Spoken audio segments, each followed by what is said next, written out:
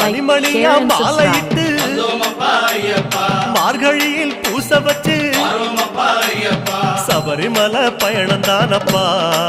சாமி வழி துணையா வந்து சேரப்பா சபரிமலை பயணம் தானப்பா சாமி வழி துணையா வந்து சேரப்பா குருசாமி சொன்னபடி கூடி நல்ல விரதம் வச்சு கருப்பசாமி பொண்ண நினைச்சு காலமால பூச வச்சு காந்தமல ஜோதியானவா எங்க காவலாக வந்து சேரப்பா காந்தமல ஜோதியானவா எங்க காவலாக வந்து சேரப்பா சந்நிதியில் கட்டுங்கட்டி சபரிமலை காடு தேடி